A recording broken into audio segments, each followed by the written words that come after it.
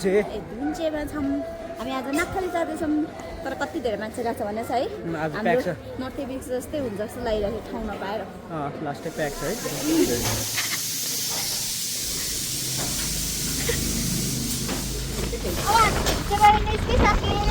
तर अब हाम्रो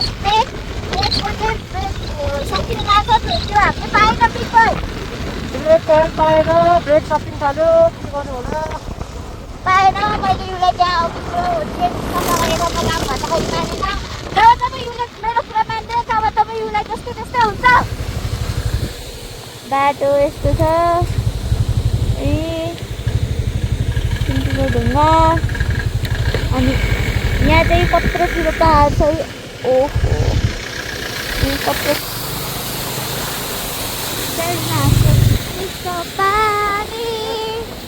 डुप्लिकेट हुन्छ नि। डुप्लिकेटै भयो नि हामीलाई काम चलाउ अहिले चाहियो नि त होइन। ए हाम्रो फाइनली चाहिँ प्रदेशमा ब्रेक प्याड भेट्यो यहाँनिर त्यो वर्कसपमा।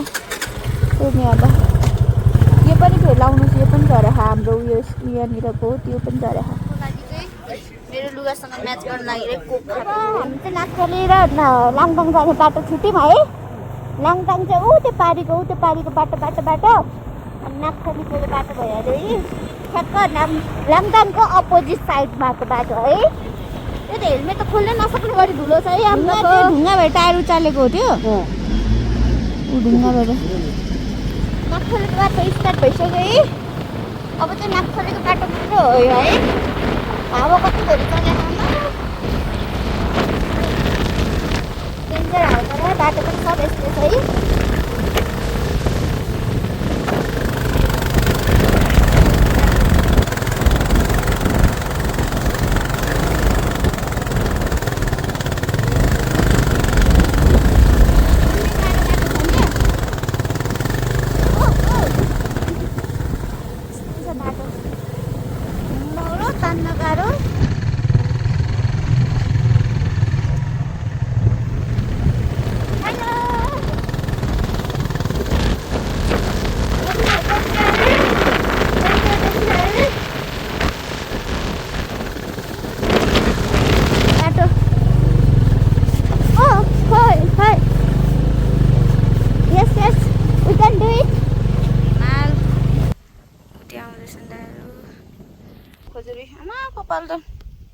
बुट पाएर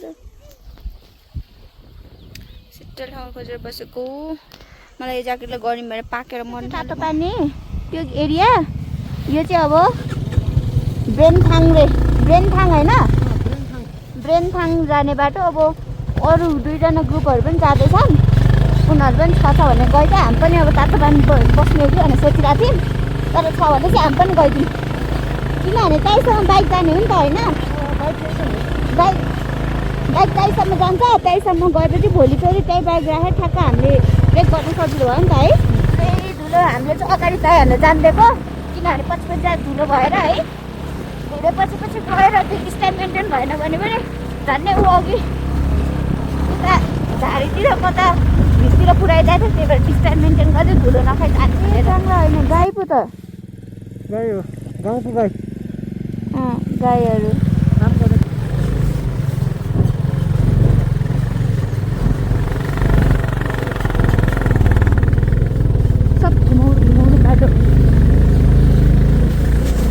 गाईहरू है। गाई कत्रो ठुल्ठुलो घन्टी कानमा के लगाइदिएको थियो यस्तो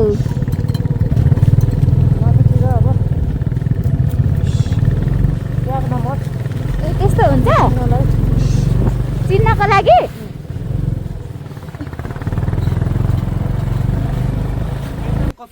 हामी ब्रेनदाङ कफी सपमा छौँ अहिले।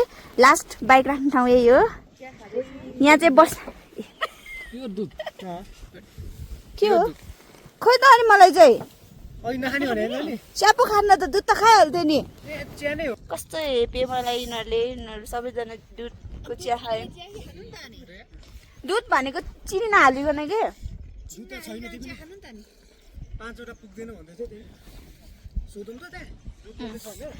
सबजना चिया खाँदैछन्। मलाई चाहिँ के पनि दिएनन्।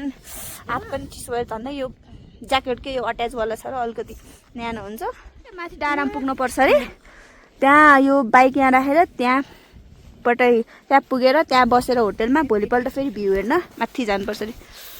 उफ यसो नाकथली जाने भनेर एरो पनि छ। यही हो क्या दुधै यति छ, प्योर दुधको होइन पानी सरिएको छ तर बास्ना चाहिँ आछ। त्यहाँ घाम चाहिँ उता लुकेको। गाइस हामी चाहिँ बेन्थाङबाट अब हाइकिङ सुरु गरिसक्यौँ र अब है हाम्रो टोली जति सबजना यहाँ बस्ने भनेको बस्ने ठाउँ रहन्छ। अब यहाँबाट हामी गयौँ अब यहाँबाट अब हाइकिङ 1 घन्टा हाइकिङ चाहिँ पन्जा कसको है हाइकिङ सुरु अब त्यही यहाँ त बुढी हाइकिङ सुरु होइन ए नाक्सरी जाने बाटो चाहिँ यहाँबाट हो।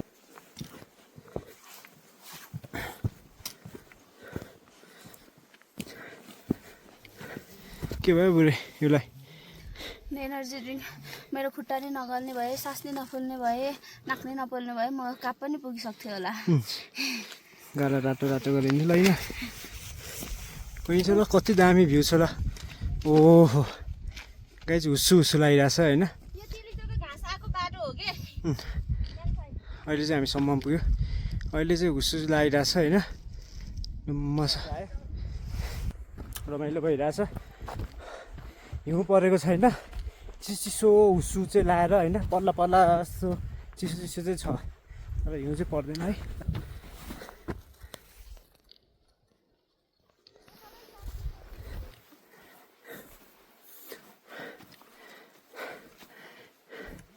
दामी भ्यू पोइन्ट यो चाहिँ यस्तो डाँडा रहेछ क्या हुस्सु हुस्सु हुस्सु क्लाउड त छैन हुस्सु हुस्सु छ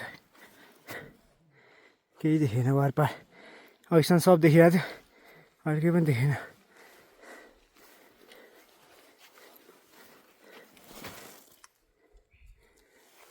पानीको चाहिँ अभाव पानी चाहिँ रहन्छ माथि ठाडो उकालो रहेछ। अब यस्तै डाँडामा आइसक्यौँ होइन बेन्थाङबाट माथि आइसक्यो 45 मिनट जति हिँडेर। दामी दामी लभली भ्यू चाहिँ माथिको यस्तो छ पुरै यस्तो छ है दामी। अब यो परे त सुनमा सुगन्ध हुन्थ्यो। गाइस फाइनली हामी नागथली आइपुग्यौँ ल। उकालो कट्ने बित्तिकै आइ त हाल्यौँ। ए नागथली फाइनली 1.5 घन्टा हिँड्यो होला आइसक्यो ल फाइनली। यो चाहिँ यस्तो छ लुक एट दिस। नागथली चाहिँ यही हो है, चौर खुल्ला चौर छ, फाटै फाट होटेलहरू 4-5 होटेलहरू त रहेछ है। एउटा यहीँको यहीँ रहेछ होटेलहरू, कतिको पाइन्छ पाइँदैन होइन। हिउँ पऱ्यो भने चाहिँ वाइल्डै दामी हुने ठाउँ हो होइन। तपाईँ घाम तापेर आनन्दले दिउँसो बस्न चाहिँ मजै आउँछ। अब आज चाहिँ पुरै हुस्सुले पुरै ढाकेछ। जस्तै पानी त छिटायो कि हिउँ परिहाल्छ होइन। जस्तै के हुन्छ है त खै पानी छिटाउँदैछ छैन शीत होला अलिअलि।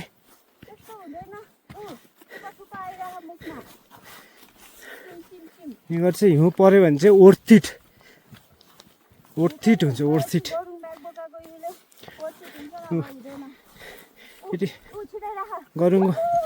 गरुङको ब्याग बोक्यो भनेर उसलाई यस्तो भन्छ तर सबै आफ्नै मेकअपको सामान छ उसको त्यहाँ, अरू केही पनि छैन। उसको त्यो गाला हेर न यस्तो रातो गाला भइसक्यो नि स्याउ जस्तो लेकारी भोटिनी यहाँको भोटिनी। त्यही भएर फाइनली रुम पनि पायो होइन। एउटा निलोवाला त्यहाँ अलिकति फेमसवालामा चाहिँ पाइएन होइन। फोन गरेर भनेको थियो तर राखेनन् होइन। फाइनली अब हामी चाहिँ यहाँ आइसक्यो यो नागथली अल पिक भ्यू गेस्ट हाउसमा यहाँ आइसक्यौँ। अब हामी देखाउँछौँ भइहाल्यो 5 जना अट्ने एउटैमा भयो नि हुन्छ हामीलाई त।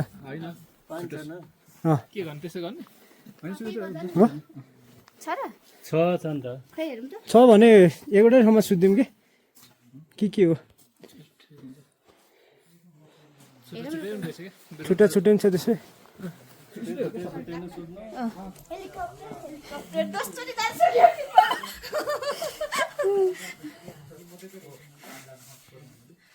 Energy drop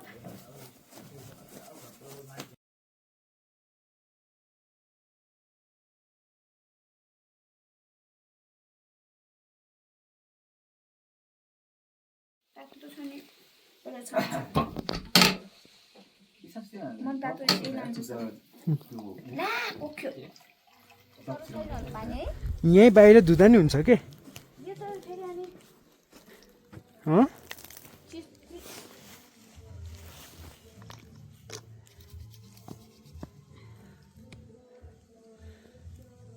oh my God how चिसो पानी दामी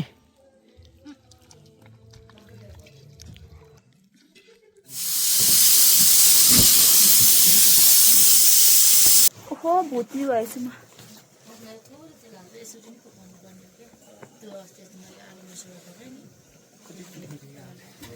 सकियो पाकिहाल्छ अरूको यो पानी नाल्नु पाउनु थाल्यो भने डढेर हैरान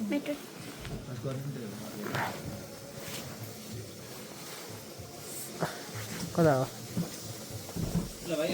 नाकथली यो नाकथली होइन पहिला त थोरै थोरै आउँछ हाम्रो खाना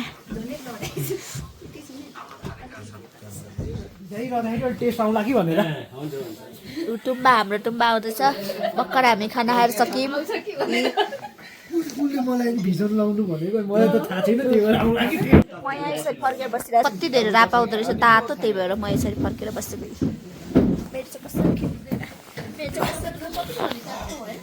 है आफ्टर डिनर आगो ताप्दैछौँ हामी चाहिँ 5 जना थियौँ 4 जना मात्रै भएको छौँ एकजना यता अनुहार देखाउनु मिल्दैन क्रिम लगाएको छ भनेर धेरै राप भएको तातो भयो भने यता फेरि है आउँछ बाहिर मौसम चिलै छ अब अघि पानी परिरहेको थियो अहिले रोक्यो फेरि